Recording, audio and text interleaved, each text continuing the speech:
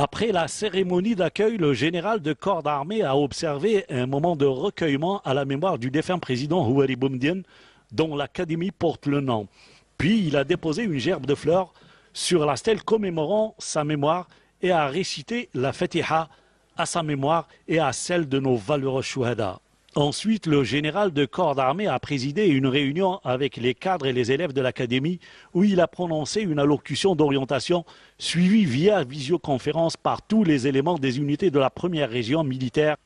et à travers laquelle il a mis l'accent sur l'importance que revêt cette rencontre eu égard de l'attention accrue qu'accorde le haut commandement de l'armée nationale populaire à consentir tous les efforts susceptibles de doter l'Académie militaire de Cherchell de tout l'intérêt qu'elle mérite pour pouvoir poursuivre avec toute l'efficacité requise ses efforts dans la formation et pour assurer parfaitement le rôle pionnier qui lui est dévolu, et ce, afin qu'elle demeure une véritable pépinière dans la formation des cadres.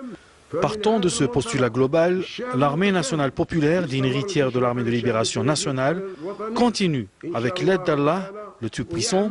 et dans le cadre de la vision stratégique et globale du président de la République, chef suprême des forces armées, ministre de la Défense nationale, à renforcer son investissement dans la ressource humaine, car elle constitue le plus bénéfique de tous les investissements et considère le système de formation comme la première et la principale matrice de cette démarche vitale et le facteur incontestable de réussite de cette dernière. Le général de corps d'armée a mis l'accent sur l'importance majeure du référentiel historique et de son rôle dans le renforcement des facteurs raffermissant chez les personnels le sens du devoir et l'esprit du dévouement et de loyauté envers leur pays. Il a également exhorté l'ensemble à prendre l'exemple des sacrifices et des hauts faits de nos chouhada et moujahidines de la glorieuse révolution de libération nationale qui ont sacrifié leur jeunesse et leur vie pour leur patrie. La journée du Shahid, le mois des chouhada, la journée de la victoire et bien d'autres chères commémorations sont des événements historiques phares accueillis par les mois de février et de mars. Des mémoires que le système de formation ne peut manquer pour transmettre et imprégner le renseignement historique aux jeunes générations, car le shahid est celui qui a sacrifié son âme et son sang pour son peuple et sa patrie, celui qui a donné de sa jeunesse pour l'Algérie,